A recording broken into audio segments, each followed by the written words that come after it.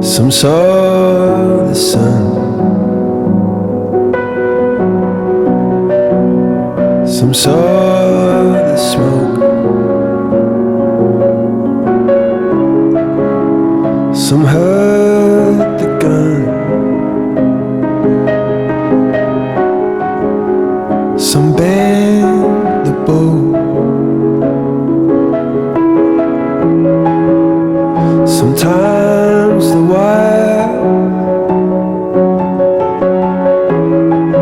was tense for the no.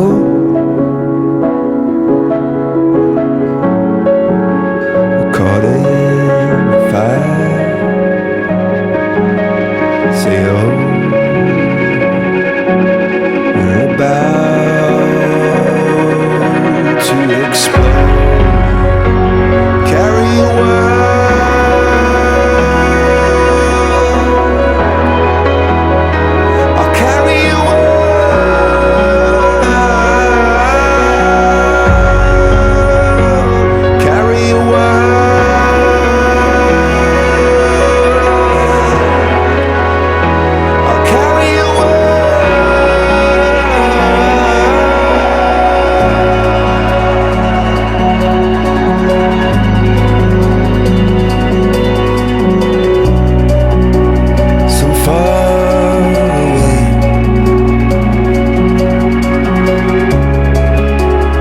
Search for gold,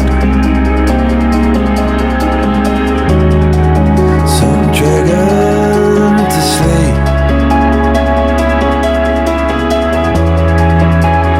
Heaven we hope is just up the road. Show me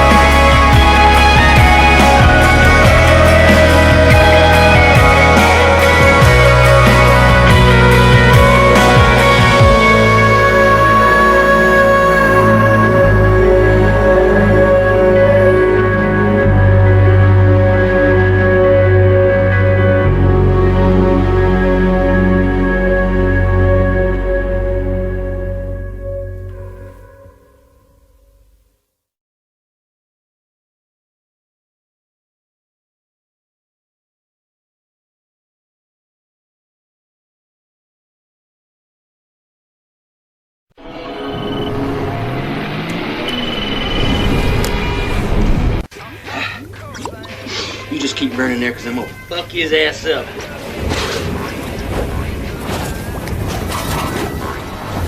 Shit!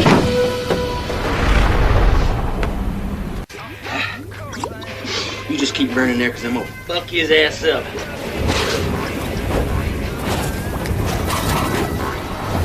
Shit!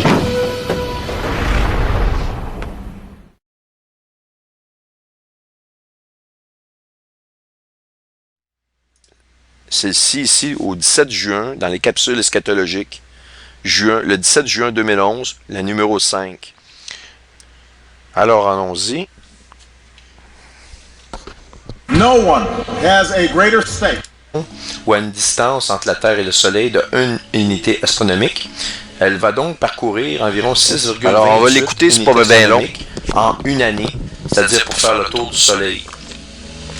Maintenant, Planète X va devoir parcourir cet arc de circonférence, ici même un peu au-delà, pour qu'on considère qu'elle traverse complètement notre système solaire. Et ça, environ dans le même laps de temps, c'est-à-dire une année. Alors, si on considère environ 70 unités astronomiques d'arc de cercle ici, d'arc de circonférence, en une année, versus 6,28 unités astronomiques pour la Terre, pour faire une année, pour faire le tour du Soleil en une année, si vous voulez. Alors, on va regarder la Terre, sa vitesse, la vitesse de la Terre, vitesse orbitale moyenne. On va prendre la valeur de 30 km/s pour la Terre. Ici, ça, c'est la valeur pour la Terre. Alors, allez à la feuille de calcul. Donc, vitesse de la Terre, 30 km/s. Elle fait cet arc, elle va faire sa circonférence au complet en une année. Donc, on calcule la circonférence en faisant 2 fois pi fois le rayon, qui est 1 unité astronomique. On obtient la valeur de 6,28 unités astronomiques par année pour la Terre. La planète X doit parcourir 70 unités astronomiques dans la même année. Donc, si on fait un calcul, la vitesse de la planète X doit être 70 fois divisé par 6,28 fois celle de la Terre. Ça nous donne une vitesse d'environ 300 km par seconde. C'est énorme et c'est sûr que ça va changer l'orbite des planètes alentour du Soleil. Les planètes connues vont avoir des orbites qui vont changer et qui vont devenir même parfois excentriques. Donc, j'avais calculé à partir de ce diagramme-là, ici que je vous montre dans la vidéo, vous avez vu un peu, et que je vais vous montrer encore ici, on le voit. Ok, c'est celui que j'avais construit qui apparaît dans cette vidéo-là.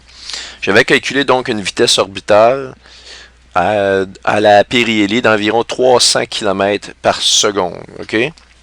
Notez bien que c'est une vidéo qui a été notée le 17 juin 2005 et mise en ligne le 17 juin justement 2011, pardon, je dis 2005, mais la numéro 5, parce que j'en ai fait 5 ou 6 dans cette série-là, et c'était la 5e.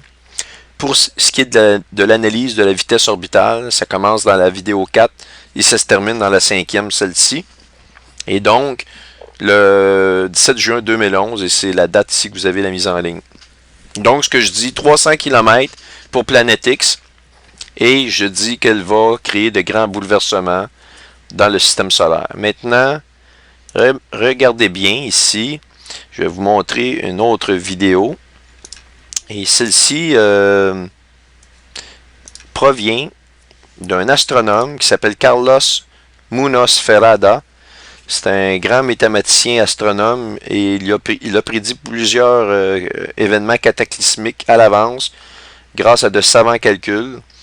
Et là, je ne suis pas en train de dire que je suis savant. Ce que je suis en train de vous dire, c'est que j'essaie de faire du mieux que je peux avec les données que j'ai et que je ne peux pas toujours me tromper ou, en tout cas, certains de mes calculs peuvent confirmer certains des calculs d'autrui et des personnes qui sont quand même pas n'importe qui. Et vous allez voir, je vais juste vous montrer l'extrait de Carlos Munoz ici. Et en passant, je ne connaissais pas cet homme-là au moment où j'ai fait cette vidéo-là. J'ai connu cet homme-là et la vidéo dans l'extrait que je vais vous montrer en 2012. Et récemment, plusieurs personnes me l'ont envoyé en référence. Eh bien, je m'étais dit combien j'avais calculé déjà la vitesse et avec grande stupéfaction, je me suis rendu compte que j'arrive assez proche des calculs que lui a fait. Alors écoutons bien sa vidéo. OK? Donc retenez que j'ai calculé 300 km par seconde. Explica Muñoz Ferrada que este gran astro que se acerca cargado de energía cósmica no cumple las leyes de la mecánica celeste establecidas. Donc il dit qu'il a calculé la vitesse de c'est Orcolobus, qui veut dire Hercule en passant. Et lui, il l'appelle Arcolobus, et il a calculé sa vitesse orbitale. Et il dit qu'elle ne suit pas nécessairement les mêmes lois de la physique des objets célestes qu'on connaît. Posee una órbita elíptica y viaja entre nuestro Sol y un Sol negro. Il dit qu'elle a une orbite elliptique, qu'elle traverse entre notre Soleil, et il va donner bientôt la distance totale entre la plus éloignée, entre l'aphilie de ce Soleil noir-là et notre Soleil. Que se encuentra a 32 billones de kilómetros. Bon, 32 milliards de kilomètres de distance. Retenez bien cette donnée-là ici, OK? Entonces aquí en este gráfico usted nos muestra, en el gráfico, ¿verdad?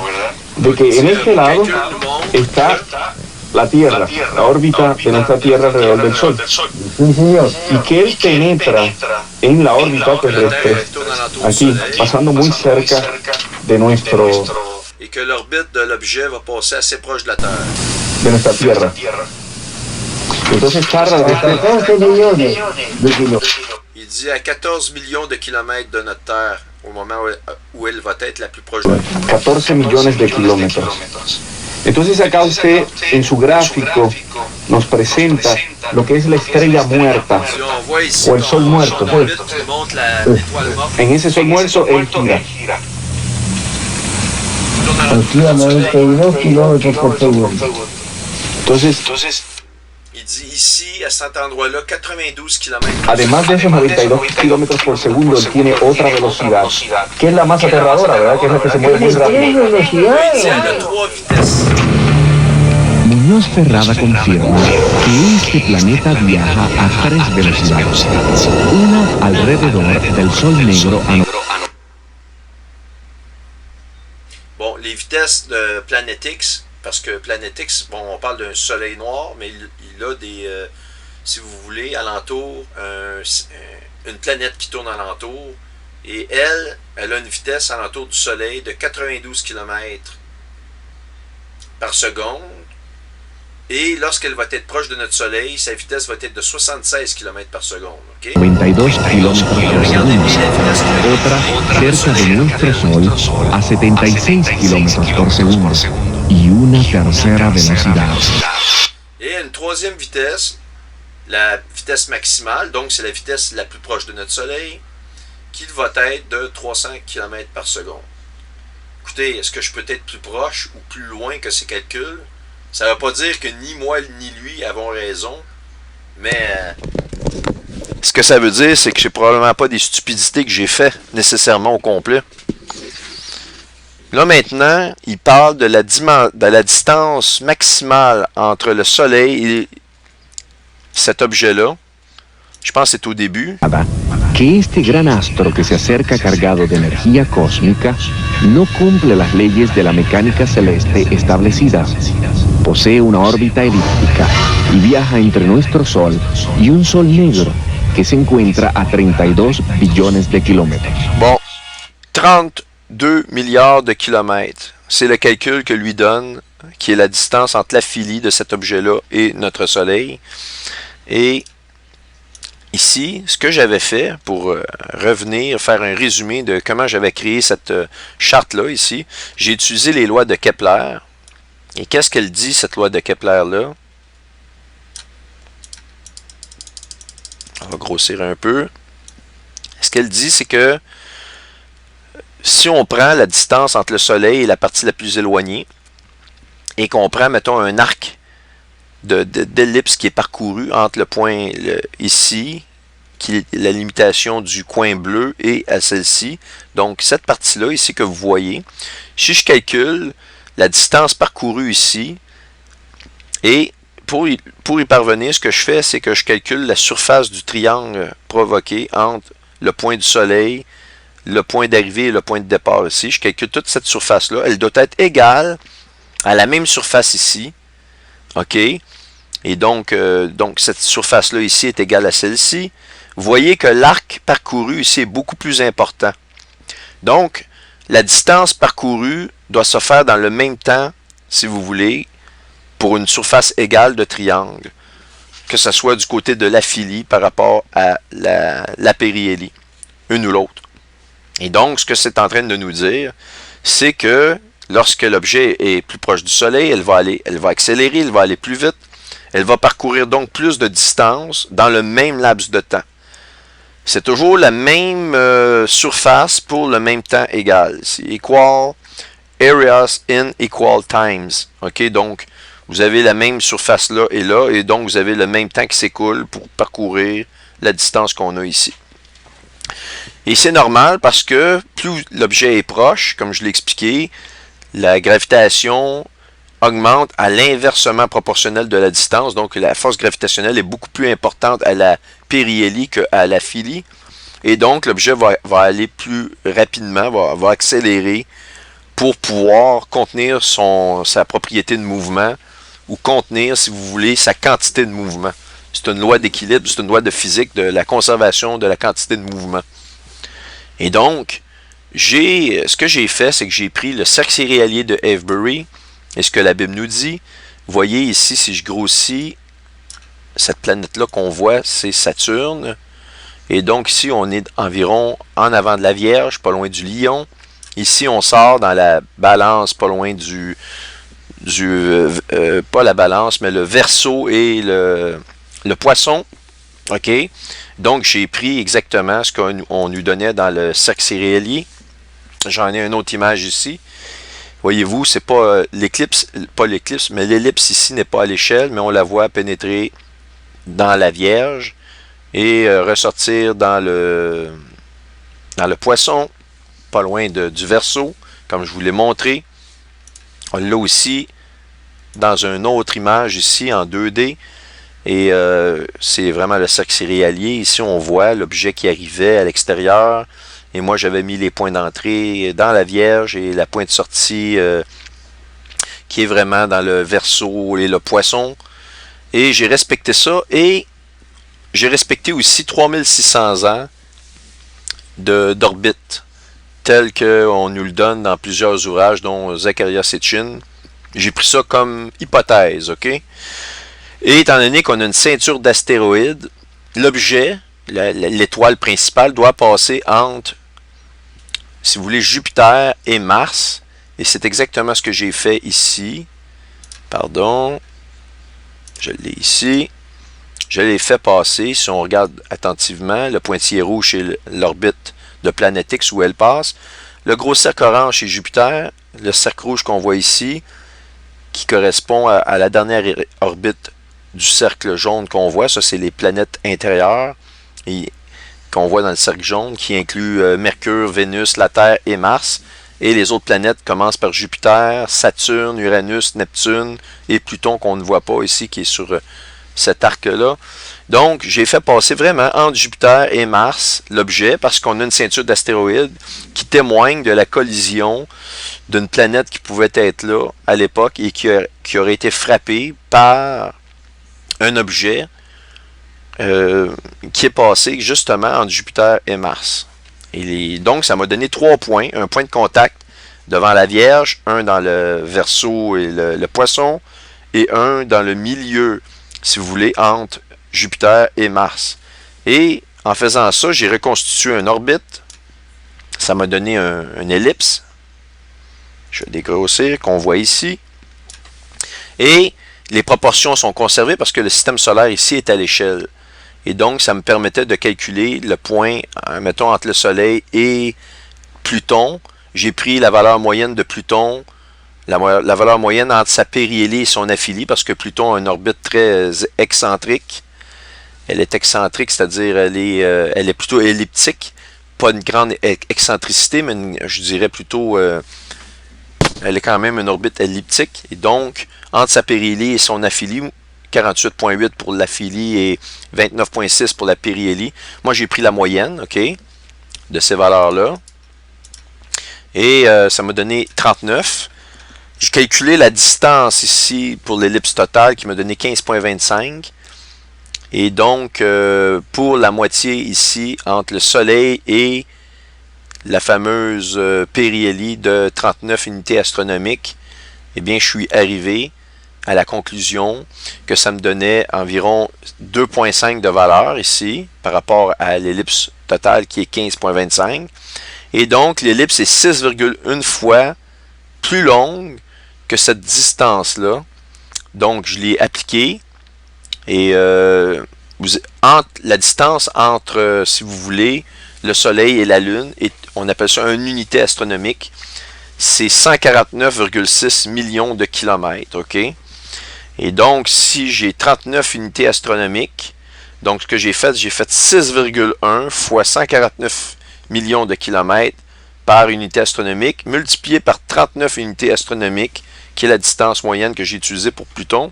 Ça m'a donné une distance en affili ici, par rapport au Soleil, de planète X, de 35,6 milliards de kilomètres, alors que lui a calculé 32 milliards de kilomètres.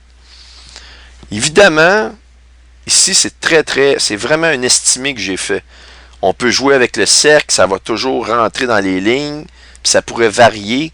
Mais c'est pour vous montrer que la distance ici est loin d'être complètement farfelue et tout est possible. Parce que j'arrive vraiment à des valeurs très proches de ce qu'il a calculé. Alors, je voulais vous parler de cela parce que, oui, je peux faire des erreurs, mais il faut toujours que vous ayez un peu de compassion à vous dire quel outil il avait à sa disposition pour pouvoir faire ses pronostics. Puis, si vous me donnez des équipements pour construire une maison, vous me donnez de la machinerie lourde, je peux creuser la fondation, ça va aller très rapidement, ça va être fait d'une façon très bien. Puis si vous me donnez un tournevis puis un marteau pour faire un pont, ben je vais peut-être trouver une façon de le faire, puis ça va être compliqué, puis ça va être beaucoup plus long. Puis ça se peut que le résultat final soit beaucoup moins précis que si j'ai tous les outils à ma disposition et le matériel et la main-d'œuvre. Vous comprenez un peu ce que je veux dire. Donc, il faut quand même, parce que je sais que je subis bien de la critique, quelque part, ça ne me dérange pas. Mais si on me dit des choses, prenez vraiment l'ouvrage comme il a été fait, ne la changez pas. Je me suis fait dire que j'avais dit que Lénine, ça s'était promené la fin du monde, puis que Lénine finalement avait juste fait pfff, tu sais, ça avait disparu comme du vent. Mais j'ai jamais dit que Lénine amènerait la fin du monde. Ce que j'ai dit, c'est que c'était un signe, parce que toutes les caractéristiques astronomiques de cet objet-là correspondaient à Israël. C'est toujours ce que j'ai dit. Donc, si quelqu'un dit que j'ai annoncé des choses terribles avec Lénine et qu'il ne s'est rien produit, il n'a pas écouté aucune de mes informations. Fait qu'en critiquant de cette manière-là, il porte un faux témoignage sur mon ouvrage. Mais oui, j'avais annoncé que Planète X serait probablement à Pirieli et au mois de mai. Mais je pense qu'une erreur d'une année et demie à 2 ans, étant donné les outils que j'ai disposais, c'est pas une grosse erreur.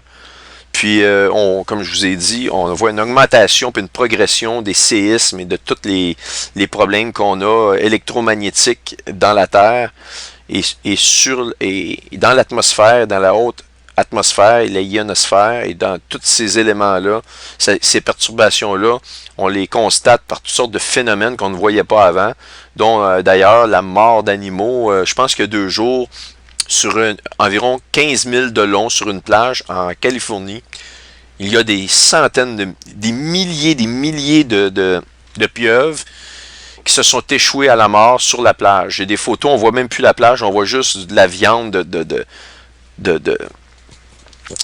voyons, on appelle ça des pieuvres qui sont en train de faisander sur la plage. Écoutez, puis là, on va me dire que c'est normal.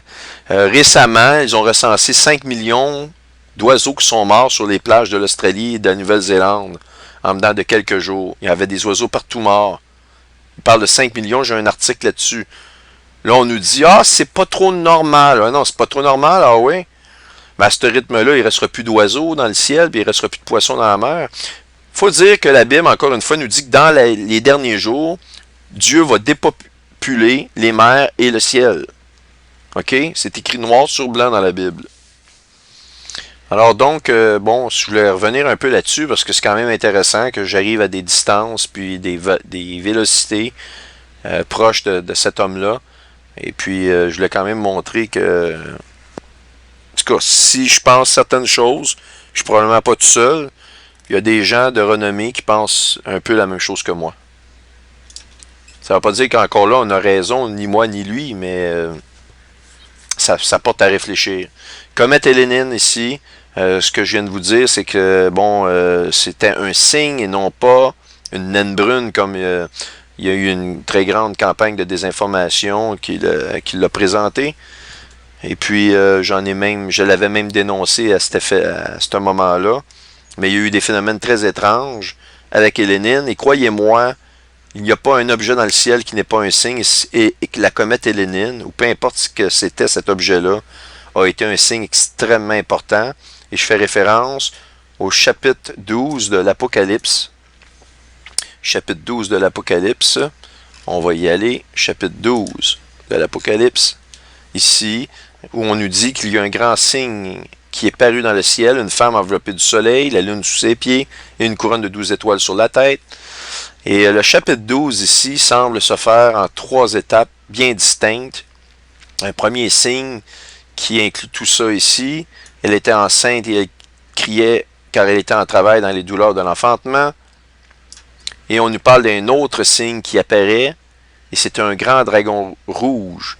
Et c'est un autre signe, et donc qui suit le premier signe. Et ce signe-là, ici, dans les versets 1 et 2, selon moi, se sont produits le 29 septembre 2011, avec Hélénine créant une couronne de 12 étoiles sur la tête. Et je suis convaincu de cela, je suis absolument convaincu. Et l'élite connaît très très bien les Écritures. En fait, ils sont plus avancés que, je dirais, la majorité des chrétiens. Et le pape a mentionné, 2 mois après cet événement-là, ou 1 mois et demi, que la Vierge Marie était la Vierge de tout Apocalypse. Il a cité les 2 premiers versets du chapitre 12 de l'Apocalypse. Quelle coïncidence! Et je vous dis, ça s'est produit. Et l'autre signe, qui est le grand dragon rouge, ayant 7 têtes et 10 cornes, et sur ses têtes 7 diadèmes, ok, et que sa queue entraînait le tiers des étoiles et jetait sur la terre. Justement, ça correspond à ce qu'on voit un peu dans l'ouverture du 6e sceau, qui est astronomique, où on nous confirme que les étoiles vont tomber comme un arbre, un figuier qu'on secoue. Je l'avais ici. Attendez un instant. Apocalypse 6. On va retourner. On le voit ici. Et les étoiles du ciel tombaient sur la terre. Donc, on en a une confirmation dans l'ouverture du 6e sceau. Quand on va dans le chapitre 12, on nous redit la même chose.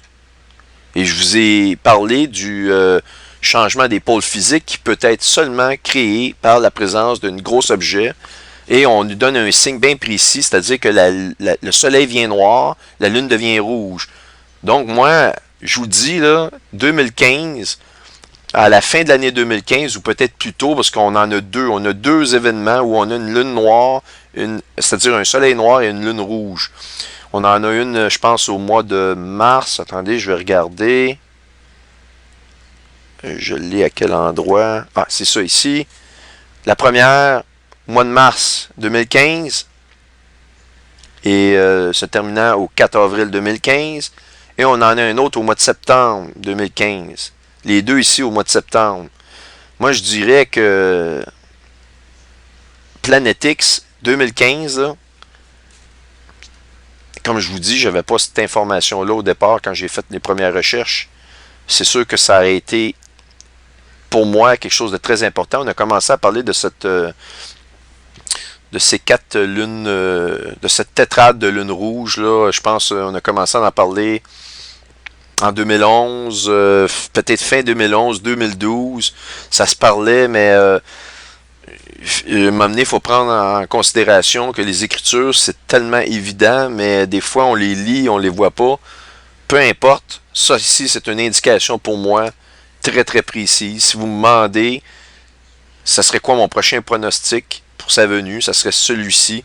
Après ça, j'ai plus vraiment de réponse. Pour l'instant, j'ai pas vraiment de réponse, mais je regarde à la vitesse dans laquelle les choses évoluent. Je peux vous dire que, absolument, on est très très proche de voir arriver cet objet-là. Et cet objet-là va être visible, d'après moi, dans les tribulations. Le 6e sceau se fait dans les tribulations. Et les chrétiens ne seront pas là pour assister à cette terrible spectacle qui va avoir lieu. Et donc, un deuxième signe, comme j'ai dit, en 3 étapes. Le premier, ici, c'est fait le 29 septembre 2011. Le second, ici, selon toute vraisemblance, pourrait se faire en 2015. On voit un dragon rouge, sa queue entraînait le tiers des étoiles. Ça correspond à l'ouverture du 6e sceau. Il le jetait sur terre. Et le dragon se tint devant la femme qui allait enfanter. Donc, je vous l'ai montré encore une fois, ici, la position dans le sens de Saturne. Et on a la Vierge et le Lion exactement au point de pénétration ici. Alors, ça c'est respecté. Et elle enfanta un fils qui doit paître toutes les nations avec une verge de fer. Et son enfant fut enlevé vers Dieu et vers son trône. Et la femme, qui est le peuple d'Israël, doit s'enfuir dans le désert où elle avait un lieu préparé par Dieu. Alors ici, on parlerait encore une fois d'un signe astronomique. Et ce signe astronomique-là, il y a quelqu'un d'assez brillant qui s'appelle Stuart Bess et son site est de Lightgate. Vous avez www.delightgate.com et lorsque vous allez dans ce site-là, je vous recommande fortement de commander. Vous avez documents en PDF sur la Babylone. Pourquoi que la Babylone est vraiment dans la Bible et pourquoi que la Babylone correspond aux États-Unis d'Amérique. C'est un document PDF. Je pense que ça coûte 5$. C'est vraiment abordable. Puis c'est un des meilleurs ouvrages disponibles sur ce sujet-là. Et ça nous parle aussi. Vous avez un document qui s'appelle The Omega Code ou le code Omega. Malheureusement, c'est des documents en anglais, mais ceux qui peuvent lire et écouter un peu l'anglais, c'est vraiment intéressant. Et lui a parlé d'un signe astronomique à la fête des trompettes 2017. Et je peux vous dire une chose, ce que ça nous montre, c'est 12 étoiles au-dessus de la tête de la Vierge, mais ce qui correspondrait aux 12 tribus d'Israël, mais réparties, c'est-à-dire qu'ils ne sont plus au-dessus de la tête de la Vierge, comme Lénine aurait fait une couronne, mais elles sont dispersées, comme pour nous montrer que les tribus vont s'enfuir, justement, ils vont se disperser durant le milieu des tribulations. Et ça, j'ai trouvé ça tellement fascinant, la précision, la lune sous ses pieds, on dirait vraiment que c'est en relation avec le chapitre 12, les versets 1 et 2. Et c'est extraordinaire ce site-là, et ce signe-là, pardon, et il a été repris dans une conférence. Quelqu'un m'a envoyé le lien cette semaine avec des sous-titres en français. Alors, je vais même le placer, celui-là, sur mon site parce que il y a vraiment du matériel extrêmement intéressant. C'est un pasteur, je pense, qui le fait. En tout cas, c'est un chrétien. C'est une conférence vraiment bien donnée avec une présentation, projection PowerPoint. Ça aussi, je vais le mettre sur mon site, mais je trouve que c'est très très bien. Et quelqu'un a eu la sagesse et la gentillesse de le sous-titrer, parce que ça parle en anglais, mais on a les sous-titres en français.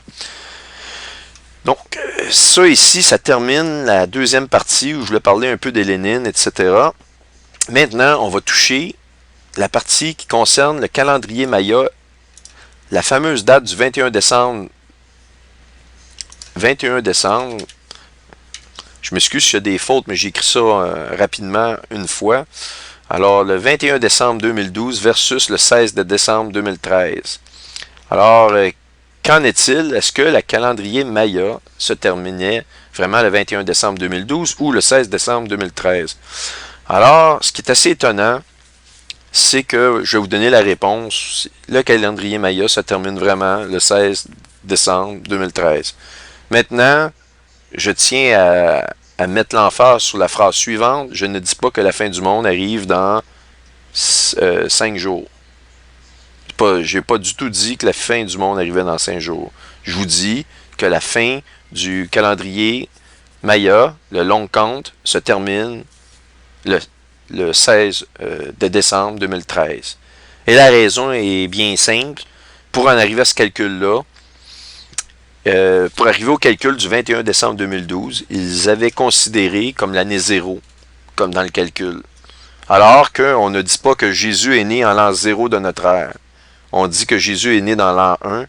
On enlève l'année 0, on ne la calcule pas dans aucun calendrier. J'ai jamais vu aucun calendrier qui calcule l'année 0. cet événement-là est extraordinaire parce que, comment je pourrais dire ça, pourquoi que personne n'a vu ça, tout ce temps-là? Je pense que c'est comme, ça fait partie de, justement, des événements prophétiques. C'est que certains éléments des prophéties, et on les comprend au moment où on arrive dans l'époque de cette prophétie-là. Il y a certaines parties des textes, des anciens textes qu'on ne peut pas expliquer à 100%. On peut faire des pronostics. C'est pour ça le but de l'eschatologie. C'est de regarder les signes, puis de les appliquer aux prophéties bibliques de la fin des temps. Et puis, il y a des choses qu'on sait qu'on ne se trompe pas, il y a des choses qu'on peut faire des pronostics. Il n'y a aucun mal à en faire. Vous pouvez même avancer une date possible. Et c'est sûr que les dates, le problème avec ça, quand vous faites ça, vous allez vous faire arracher la tête, comme on dit, vous allez vous faire pointer du doigt. Même si vous dites 3 fois que cette date-là est une hypothèse, vous ajoutez le mot hypothèse 25 fois, ils vont toujours arriver, ils vont vous condamner sur la place publique, ils vont vous pendre haut et court. Évidemment, ces gens-là ne disent jamais rien et la plupart de ces gens-là sont dans l'anonymat et ne vont pas s'expliquer ou s'exprimer de façon visuelle parce que ils aiment mieux critiquer. C'est toujours plus facile de critiquer que d'essayer de faire quelque chose. Bref, cette date-là du 21 décembre 2012, ici qu'on a, eh bien, ça serait la fin du calendrier Maya si vous considérez l'année 0. Mais comme je vous dis, on ne le considère jamais. Alors, le calcul vient au 16 de décembre 2013. Et c'est vraiment la date, à ce moment-là, qui arrive, qui correspond à la fin du calendrier Maya, le long compte. Maintenant, certains vont me dire, oui, mais il y a un cycle qui recommence, ça n'arrête pas là. Bien, Tom Horn, qui est un monsieur qui a fait des études universitaires, c'est un érudit, c'est un chrétien, a été, je ne sais pas à quelle université, si c'est celle de Chicago ou celle du Wisconsin, mais ils ont des archives et des traductions en anglais des textes des prophéties mayas reliés au calendrier, et il est clair que la fin du calendrier, c'est 2013, et que ça correspond à l'arrivée de 2 super entités, 2 hommes, si vous voulez, 2 créatures qui vont arriver dans le monde. Et un qui s'appelle le Quetzalcoatl et l'autre, il donne le nom, mais il parle de deux créatures qui arrivent sur Terre dans l'année 2013. Et nous, ce qu'on a actuellement, on a l'arrivée de Enlil, si vous voulez, et de Enki, qui correspond aussi aux prophéties des Sumériens. Et on voit 2 comètes qui vraiment correspondent aux prophéties sumériennes qui sont présentes. Ce qui est assez extraordinaire, c'est qu'ici, on a vraiment cette journée-là, du 21 décembre 2012, la dernière année du calendrier Maya qui se termine au 16 décembre 2013. Et donc, elle commençait ici l'année pour se terminer là. Il y a vraiment une connexion entre ces 2 dates-là. Et ici, croyez-vous que l'élite n'a pas cette date-là en importance, puisque nous avons traversé, notre système solaire a traversé à cette date précise-là, l'équateur galactique. C'est quelque chose d'absolument pratique, c'est pas unique, c'est quelque chose d'extrêmement rare comme,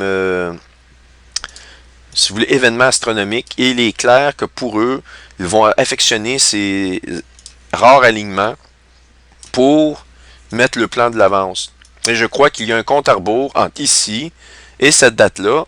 Et le 16 de décembre 2013, nous l'avons vu, ça correspond à la venue dans Hercule de la comète Hélénine.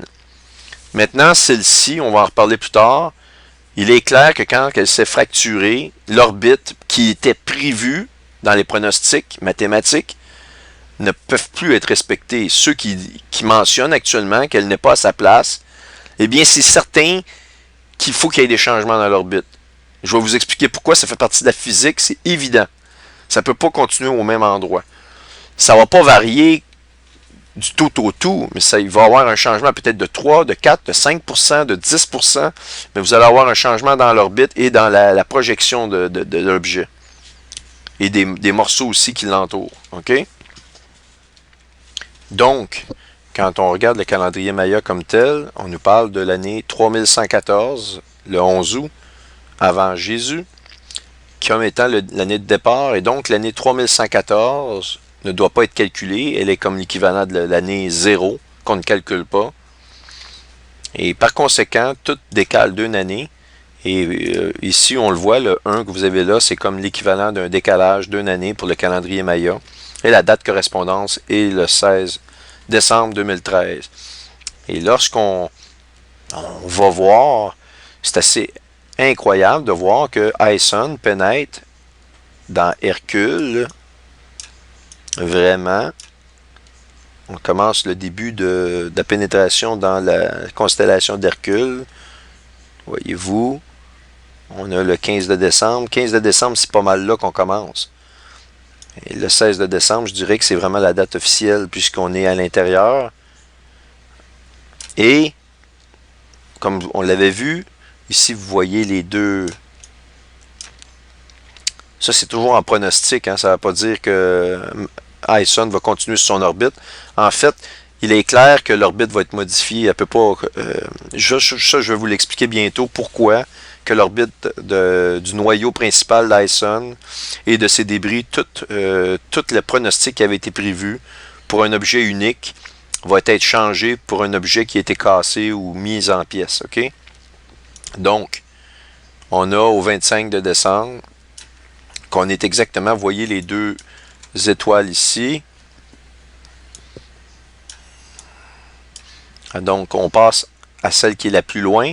Vous avez deux étoiles avec un angle ici, avec deux autres étoiles. Voyez-vous, ça fait comme la forme d'un L.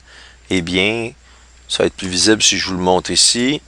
On Hercule, voyez-vous les deux étoiles avec les deux autres pour la forme d'un L.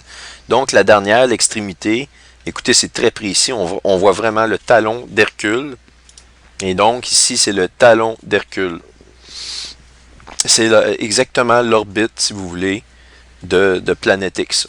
Pas de Planète X, mais de la comète Aison. On la voit ici. Je vais... ça, c'est le 24 de décembre et on la voit. La ligne, elle passe vraiment sur le talon. Ça, c'est le pronostic. Est-ce que c'est pas assez incroyable? Et je vais être le premier qui va être surpris s'il ne se passe rien dans les prochaines semaines parce que je n'aurai pas d'explication. Tout coïncide. Il ne se passerait absolument rien. Tout irait très bien. On verrait aucune nouvelle spéciale dans les journaux ou quoi que ce soit. Je veux dire, vous allez pouvoir me demander, hey, qu'est-ce qui s'est passé? As-tu des nouvelles? Pourquoi il ne s'est rien passé? J'aurai aucune réponse à vous donner. Je vais être le premier qui va être un peu, je dirais, sans réponse face à cette situation-là. Et donc, on voit vraiment que le début de l'entrée d'Aison dans Hercule se fait. Hercule est là, donc ici on voit le prolongement, c'est vraiment le 16 de décembre, comme on le voit la date ici. Alors cette date-là doit être très importante, et d'autant plus, je vais vous montrer d'autres choses qui correspondent à cette date-là.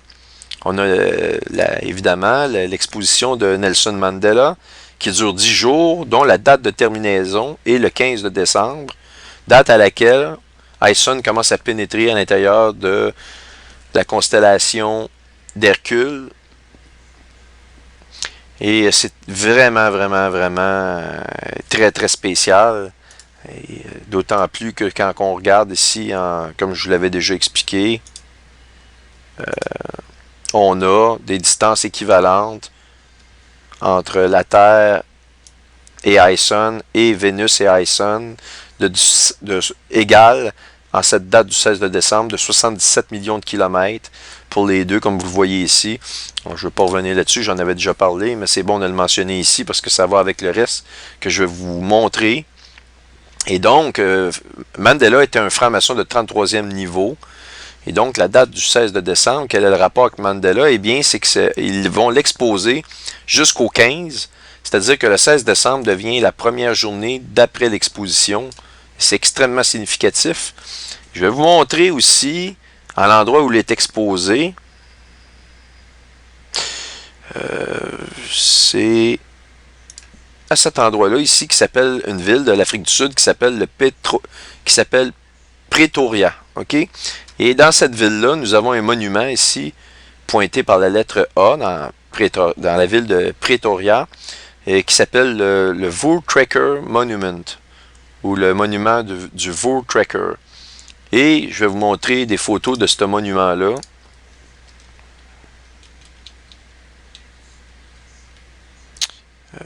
Ici, alors, voyez-vous, ça ressemble à ça ici, vu de l'extérieur. Et ce monument-là a été érigé de façon assez en l'honneur des premiers colons qui ont quitté Cape Colony entre 1835 et 1854 pour aller à l'intérieur du continent de l'Afrique du Sud et pour fonder, si vous voulez, le pouvoir des Blancs. À ce moment-là, c'était des Blancs. Et ce monument-là a été érigé en ce sens-là. Et ce qui est assez incroyable, c'est que c'est un hôtel solaire. C'est un temple solaire. Parce qu'à tous les 16 décembre de chacune des années, vous avez un beam ou un faisceau de soleil qui vient frapper un étrange hôtel dans le fond de ce monument-là, dans lequel on trouve une étrange inscription qui veut dire ceci. Je vais vous la montrer. Ons Virju Swid-Africa, qui veut dire en anglais We for you South Africa, ou Nous pour toi Afrique du Sud, si vous voulez. Alors ces inscriptions-là, ici, se font frapper par un faisceau de soleil à toutes les 16 de décembre de chacune des années.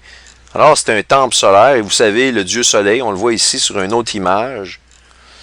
Vous voyez, Sun on Stone, on le voit ici, ça veut dire que ça s'est produit exactement un 16 de décembre. Alors, c'est vraiment, vraiment très étrange. Et que ça soit un 16 de décembre en plus, on voit ici une autre image, si vous voulez, dans laquelle on voit le faisceau de lumière qui frappe à l'intérieur à tous les 16 de décembre. Eh bien, pour vous donner un exemple, la première fois qu'on a parlé de ce projet-là, ça a été discuté en 1888, un 16 de décembre. Vous l'avez ici. Discuss on 16 December de l'année 1888. Et donc, bon, le 16 décembre 1888. Et plus tard, on a placé la pierre angulaire, c'est-à-dire la partie qu'on voit ici en haut complètement, le toit si vous voulez. Encore une fois, par 3 des leaders de ce groupe-là qui s'appelle les Voortrekkers. Toujours un 16 de décembre, mais cette fois-ci dans l'année 1938. Et pour terminer son inauguration, encore un autre 16 de décembre, 1949. Alors, 16 de décembre, on discute. 16 de décembre, on place la pierre angulaire. Remarquez bien la pierre angulaire.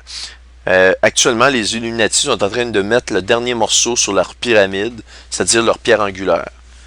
Eh bien, est-ce que c'est en référence à ce qu'ils sont en train de faire? Et ils vont commencer, c'est-à-dire que la date du 16 de décembre va vraiment être le départ de grands troubles. Je ne le sais pas, mais vous avouerez avec moi que le 16 de décembre est très redondant pour un monument qui se retrouve exactement dans la ville où Nelson Mandela est exposé. Okay, on voit la carte est ici, dans la ville de Pretoria.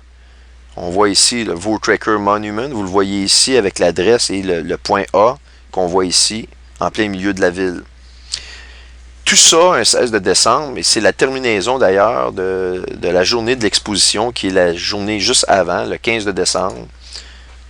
Et là, on a exactement plusieurs membres de l'élite. C'est incroyable, toutes les personnes qui sont là pour rendre hommage à Nelson Mandela.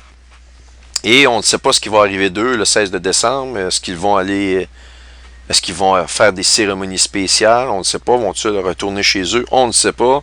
Le 16, c'est un mystère. Il n'y a rien qui est vraiment dit. Vous regardez les dimensions ici de cet objet-là, de 40 mètres par 40 mètres par 40 mètres. Donc, c'est vraiment, vraiment spécial. Il y a des inscriptions, des sculptures vraiment spéciales à l'intérieur de ce monument-là, ici. Ça, ici, c'est le plafond qu'on voit. On voit une photo. Ce que je peux vous faire aussi, je peux vous montrer... Attendez un instant. Ici, vous avez un site qui nous font visiter, si vous voulez, en 3D. Oups, pardon, je ne veux pas vous donner mal à la tête, mais je vais essayer de contrôler ça, qui vous donne une idée de la vue panoramique, si vous voulez, du monument. Et si on rentre à l'intérieur, eh bien, voyez-vous ici, dans le bas, c'est exactement là où le rayon de soleil qui vient du plafond, en haut ici, nous parvient. Et c'est ça ici, le capstone, c'est ce que vous voyez, c'est le dôme qui a été mis ici sur le dessus. Encore là, un 16 de décembre. Le soleil qui passe un 16 de décembre. Eh bien, je vous dis que c'est assez spécial. Alors, c'est très, très, très étrange comme monument. Mais ce que je peux vous assurer, c'est qu'il s'agit d'un temple solaire. Et les temples solaires, vous savez, si on regarde dans l'histoire des Mayas, quand ils ont commencé à ériger des temples solaires, ils ont commencé à faire des sacrifices humains. Et c'était justement la venue de Satan, qui était sous des noms différents, sous le nom de Quetzalcoatl pour les Mayas. Il est connu sur différents noms, Nimrod dans certaines autres époques.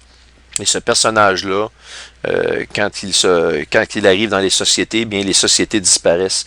Et vous allez voir que la société moderne, vous avez beau vous dire, ah, on est l'homme moderne, on est fort, on est bon, on est gentil, il y a du bon dans l'homme. Vous allez voir que la société va s'écrouler assez rapidement, merci, puis elle va disparaître au complet. Puis d'ailleurs, c'est prophétisé dans la Bible, ce monde-là va s'écrouler complètement. Sans la sagesse de Dieu, ce monde-là n'est absolument rien. Alors, ça, je voulais vous montrer ça. On va sortir de là. Ici, ça, je peux terminer ça.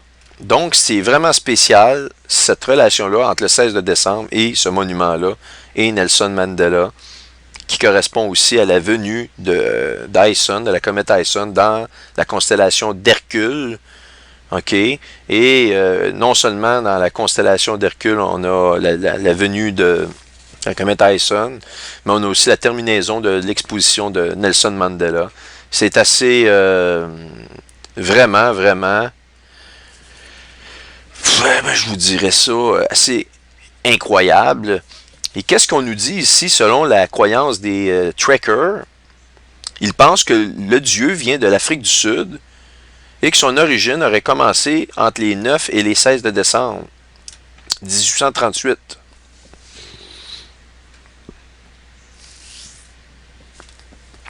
Donc, pas que le dieu a commencé là, mais cette connaissance-là, si vous voulez, ou cette croyance-là, viendrait des dirigeants, des trekkers, et de la date qu'on a ici, entre les 9 et 16 de décembre.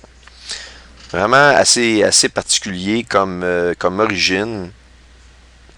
Et voyez-vous, il mélange, c'est un mélange de la religion chrétienne avec celle des Zoulous.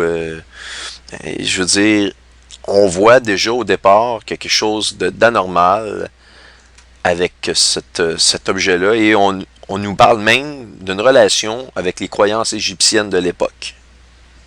Alors, c'est pour tout vous dire. Je vais essayer de donner les liens ici qui sont présents, comme ça vous allez pouvoir voir par vous-même les choses que je montre à l'intérieur. Je vais donc vous mettre ces liens-là dans le descriptif pour que vous puissiez les consulter, OK?